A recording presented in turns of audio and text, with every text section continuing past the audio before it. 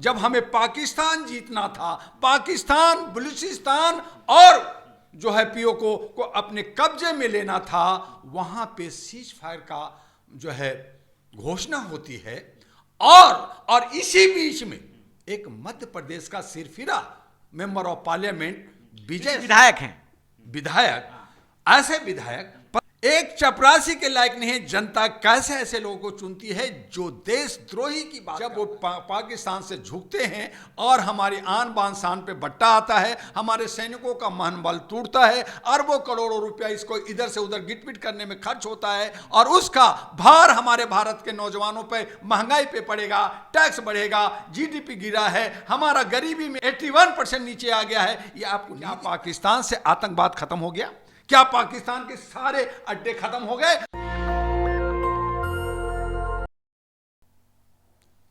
नमस्कार, आप देख रहे हैं नेशनल दस्तक और मैं हूं रंजय कुमार। पूरे देश में बीजेपी तिरंगा यात्रा निकाल रही है। 22 अप्रैल को पहलगाम में आतंकी घटना होती है जिसमें कि 26 निर्दोष लोगों की जान चली गई थी, आतंकियों ने उनकी हत्या कर दी थी। उसके बाद जो है भारत सरकार ने 7 मई को ऑपरेशन सिंदूर किया, और ऑपरेशन सिंदूर में पाकिस्तान में जो है आतंकियों के ठिकाने तबाह कर दिए गए, पीओके में भी और पाक में भी। उसके बाद पाकिस्तान सेना ने भी कार्रवाई की। उसके बाद जिस प्रकार से सेना ने ऑपरेशन सिंदूर को अंजाम दिया और उसके बाद से सीज फायर हुआ, उसको लेकर अब पूरे देश में जो है खुशियां हैं, और जो है तिरंगा यात्रा बीजेपी पूरे देश में निकाल रही है। हमारे साथ इसी मुद्दे पे बातचीत करने के लिए डॉक्टर एम दुआ साहब हैं। दुआ साहब, पहले तो आपका स्वागत है चैनल पे, और क्या कहना चाहेंगे जो सीज फायर हुआ है और तिरंगा यात्रा पूरे देश में निकल रही है?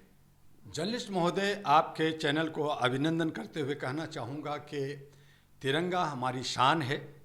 तिरंगा हमेशा फहरनी चाहिए, लेकिन उसका एक उद्देश्य होता है, उसका मान होता है। पहलगाम में जो अटैक हुआ, मैं उसका निंदा करता हूँ कि हमारे टूरिस्ट और हमारे आम नागरिक को शिकार बनाया गया। ठीक है, उसका हमें बदला चाहिए था। हमारा सिंदूर का ऑपरेशन हुआ, उसमें हमारे दिग्गज महिलाओं को, सोफिया कुरैशी को और व्योम सिन्हा को, उनको कमांड दिया गया। उन्होंने बखूबी एक नहीं 9 जगह पे अटैक किया और कहा मैं मिनटों में पाकिस्तान को बर्बाद कर दूंगा। लेकिन जब और उस आधार पर जब हमें पाकिस्तान जीतना था, पाकिस्तान, बलूचिस्तान और जो है पीओके को अपने कब्जे में लेना था, वहां पे सीज फायर का जो है घोषणा होती है। और इसी बीच में एक मध्य प्रदेश का सिरफिरा मेंबर ऑफ पार्लियामेंट विजय, विधायक हैं, विधायक, ऐसे विधायक पता नहीं कैसे विधायक बनते हैं जो कैबिनेट मंत्री भी हैं।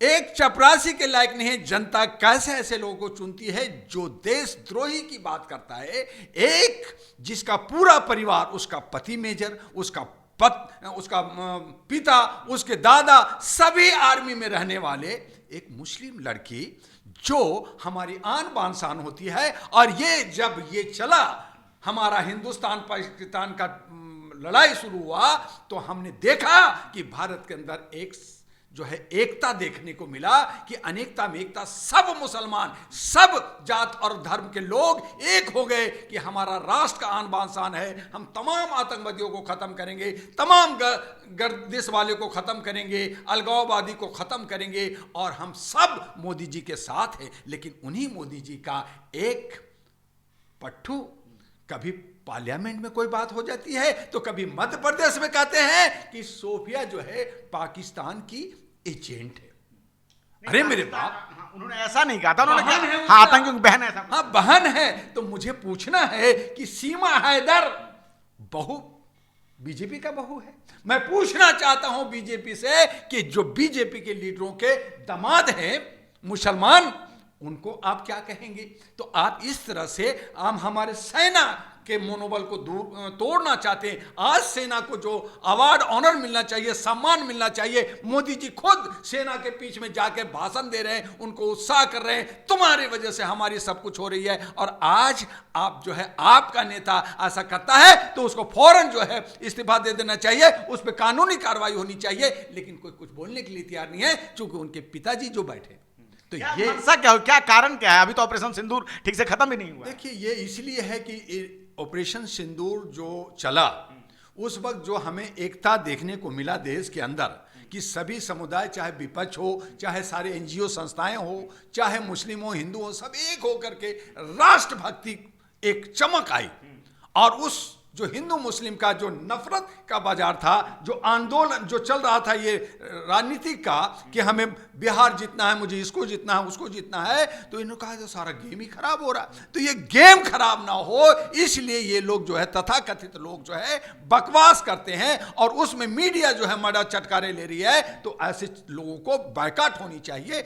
जो विजय शाह ने मध्य प्रदेश के चुनावी गणित को ध्यान में रखा, चुनावी गणित को देख करके, सियासत को देख कर करके ये सारे हरकतें कर रहे हैं। फिर से वही हिंदू मुस्लिम, फिर से वही नफरत। जब हमें शान बनता है सोफिया जैसी लड़की को, जिसको हमें ऑनर करना चाहिए, राष्ट्र का बहुत बड़ा अवार्ड मिलना चाहिए, जो जाकर करके ध्वस्त किया 9 जगहों पर। और अगर थोड़ा और मौका मिलता तो फिर कराची, इस्लामाबाद और लाहौर हमारा होता और हम भारतीय, हम सबसे मिलकर के बिरयानी खाते। 3 दिन में ही तो ऑपरेशन सिंदूर में पाकिस्तान को धूल चटा दिए, पूरी मीडिया में चल रहा है। आपको क्या कह रहे हैं? धूल तो चटा ही दिए और इनाम तो खैर उन्हें मिलेगा। 3 दिन में जर्नलिस्ट महोदय धूल चटा दिया तो फिर वो जश्न क्यों मना रहे हैं? वो दिवाली पाकिस्तानी क्यों मना रहे हैं? वो उछल कूद क्यों रहे हैं? जब सीज फायर हो गया तब उसने जो है हमारा पूंछ में 12 लोगों की मारा क्यों? उसने ड्रोन क्यों छोड़ा? आपने कहा था अगर एक भी मरेगा, आग दिखाएगा, मैं पूरा पाकिस्तान को खत्म करूंगा। तो वो 56 इंच सीना कहां गया? आपको ट्रंप से गुट गुट हुआ। डीजीएमओ से फोन आया था, पाकिस्तान के डीजीएमओ से फोन आया। क्यों नहीं फोन आया? कुछ भी आया तो क्या आपको कोई गुमराह करेगा तो हम झुक जाएंगे? हम पाकिस्तान से कमजोर हैं क्या? हमारे पास हथियार नहीं है क्या? हमारे पास राष्ट्रभक्ति नहीं है?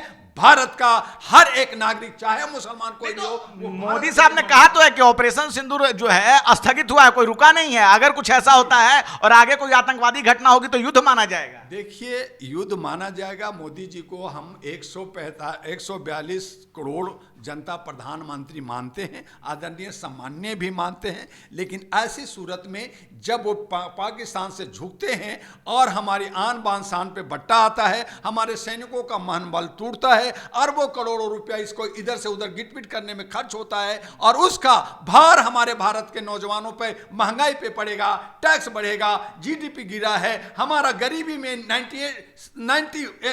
81% नीचे आ गया है। ये आपको नहीं दिखता है? तो ये सब मीडिया का ये जो भी कहें, लेकिन ये सब राजनीतिक है। ये सिर्फ सत्ता चाहते हैं और ऐसी सूरत में जो विपक्ष है या एनजीओ हैं या और लोगों को मुखर होना होगा और देश हित में आगे बढ़ना होगा। देश की शान को बट्टा नहीं बढ़ाना होगा। आज हम याद करना चाहते हैं इंदिरा गांधी को, जब 1971 में कहा था कि मैं अमेरिकी की बात नहीं सुनूंगा, मैं विदेशी की नहीं सुनूंगा। चलिए इंदिरा गांधी को छोड़ दीजिए, आज बीजेपी की सरकार है। बीजेपी की सरकार का अटल बिहारी वाजपेयी प्रधानमंत्री थे और उन्होंने कहा था कि मैं किसी दूसरे देश के सामने घुटने नहीं टेकूंगा। लेकिन आज का प्रधानमंत्री जो बार बार योजना परियोजना और बहुत सारे हमें हौसला बढ़ाते हैं, 56 इंच दिखाते हैं, लेकिन उन्होंने घुटना टेका, उनको मानना पड़ेगा। इससे हम नकार नहीं सकते, लोग नकार। घुटना कहां टेका? पाकिस्तान ने सीज फायर के लिए गुहार लगाई है, तब जाके सीज फायर हुआ है। भाई कोई जो है कहेगा मत मारो और आप जो है एक सांप जो है कहे मुझे मत मारो, तो आप छोड़ देंगे? सांप को छोड़ेंगे तो वो डसेगा ही। क्या मैं ये कहना चाहता हूं कि क्या पाकिस्तान से आतंकवाद खत्म हो गया? क्या पाकिस्तान के सारे अड्डे खत्म हो गए? अमेरिका ने लादेन को घूस करके मारा था, उसके सबको मारा था, आंखें नहीं दिखाया था। आपने कहा घूस के मारूंगा तो सारे आतंकवादी को खत्म करते। अजहर को कहते कि मैं ठीक है सीज फायर खत्म करूंगा सीज फायर, लेकिन मुझे अजहर चाहिए, मुझे दौद चाहिए, मुझे बाकी और जो आतंकवादी है 10-20 वो हमारे हवाले कर दो, हम सीज फायर रोक कर देते हैं सीज फायर। लेकिन आपने कोई शर्त तो नहीं रखी। आपने अचानक ना ही सर्वदलीय मीटिंग की, ना ही सेना से विचार विमर्श किया और सीज फायर कर दिया। तो ये क्या हुआ भाई? हम देखते रह गए। तो मनमानी है, तो मोदी है, तो मुमकिन है, तो ऐसे ही देश चलता रहेगा तो हमें शर्म से मर जाना होगा। और ऐसे ये बीजेपी तो तिरंगी एक विधायक हमारे सैनिकों का मनोबल तोड़ेगा, हिंदू मुस्लिम करेगा तो पता पता चल जाएगा उनकी औकात। लेकिन क्या है, ये प्रवोक होकर के नाम कमाना चाहते हैं कि हमारे पिताजी जो सेंटर में बैठे हैं वो हमें कुछ रसगुल्ला देंगे, कुछ इनाम देंगे, इसलिए इस तरह की बातें करते हैं जो हमें उस पर ध्यान नहीं देना चाहिए। हमें सामाजिक सौहार्द बना के तिरंगा यात्रा क्यों निकाल रही है? आप कह रहे हैं कि ये एक मिनट, हम इसलिए कि साहब हमने बहुत शांति से, हमारा बहुत नुकसान नहीं हुआ, हम जो है पाकिस्तान को धूल चटा दिया, हमने जो है हमारा 26 मीडिया में भी तो गुणगान हो रहा, मीडिया में भी पूरा गुणगान, 60 मारा, तो ये 12 मारा, 60 मारा, मरा कौन? पब्लिक मरा, आम आदमी मरा। उसमें कुछ है, उसके क्या वो पाकिस्तान का सेना मरा, उसका वहां का लीडर मरा, वहां का आतंकवादी ठिकानों पे ही हमला हुआ ना, आतंकवादी ठिकानों पे ही हमला हुआ था। रिहायशी इलाकों में भारत सरकार ने, भारतीय सेना ने कोई हमला नहीं किया। पाकिस्तानी मरे, उसमें कोई वीआईपी नहीं मरा। हमारे देश के अंदर जो नागरिक मरा उसमें कोई वीआईपी नहीं मरा। तो आम नागरिक हर हालत में कुचला जाता है, मार खाता है, और ये बाबा ही और मजे ये लेते हैं। तिरंगा जरूर फहराइए, तिरंगा शान है, जरूर फहराइए, रोज फहराइए, घर घर फहराइए, लेकिन उस तिरंगे का अपमान न कीजिए, ये मेरा कहना। मतलब तिरंगा यात्रा उनकी जो ये निकाले वो बेमानी है, एक तरह से अपमान कर रहे हैं। अगर पाकिस्तान को सचमुच में जीतना था, अगर आतंकवाद को सचमुच में ख़त्म करना था, तो हमारे इंटेलिजेंस ब्यूरो जो हजारों हमारे जासूस भारत के पाकिस्तान में घूम रहे हैं, यही डोभाल साहब कभी मुसलमान बन करके मंदिर मंदिर, मस्जिद मस्जिद पाकिस्तान में कई सालों तक घूमते रहे, और वो मानते हैं कि मैं भी खतरे में जीता था। तो आज सबको खबर है कि कहाँ आतंकवादी छुपा है, कहाँ कौन लोग है। छोटा सा पाकिस्तान है, आपको 2-3-4 दिन में सारा काम खत्म हो जाता, लेकिन आपने वो खत्म ना कर करके अधूरा में आप जश्न मना रहे हो। तो ज्ञान की कमी है। जश्न मनाइए, कोई कमी नहीं है, मनाइए, खूब मनाइए, खूब नवरात्रा मनाइए, खूब धर्म का मनाइए, सब कुछ कीजिए, लेकिन उसको काम को अंजाम दीजिए और नफरत को दूर कीजिए। आप तिरंगा धर्म की बात करें, ये तिरंगा यात्रा हम जो है अरे जीत गए तो 18 करोड़ आरएसएस के जो सैनिक, करनी का सैनिक, हिंदू महासभा का सैनिक, वो सब कहां गए? उनको लगा देते बॉर्डर पे। फिर सोफिया को बदनाम क्यों कर रहे हो? फिर प्रियंका सिंह को बदनाम क्यों कर रहे हो? मिस्री को क्यों बदनाम कर रहे हो? उसके बच्चों को ट्रोल क्यों कर रहे हो? लगाओ ना सैनिक, जाओ ना, लड़ो ना, और खूब तिरंगा लड़ाओ ना। लेकिन लड़ने के वक्त में घर में घुस जाते हैं, और जब हम जीत जाते हैं, जब हम कुछ कर देते हैं, जब बहुजन आगे बढ़ता है, तो आप घर में निकल करके हमने ऐसा किया और ये सब कमजोर है। तो इस तरह से आप हमारे मनोबल को तोड़ रहे हैं, आप जात पात कर रहे हैं, आप नफरत फैला रहे हैं। देश का मान सम्मान आन तब होता है जब हम सब मिलकर कहते हैं हम भारतीय हैं और हमारी गौरव में कोई आंख नहीं दिखा सकता।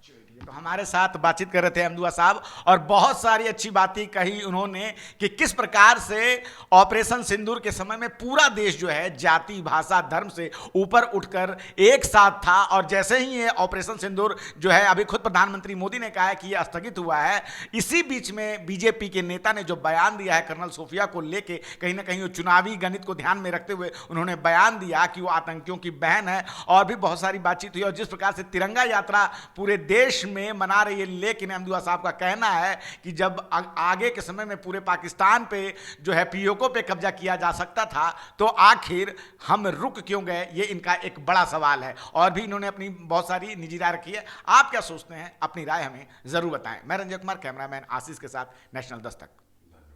नेशनल दस्तक की आपसे गुजारिश है कि अगर इसको बचाना चाहते हैं तो नेशनल दस्तक को सब्सक्राइब करने के लिए रेड कलर के सब्सक्राइब बटन को दबाएं, फिर बेल आइकन की घंटी दबाएं। नेशनल दस्तक को बचाने के लिए बहुत जरूरी है कि हर खबर को शेयर करें, लाइक करें, कमेंट जरूर करें।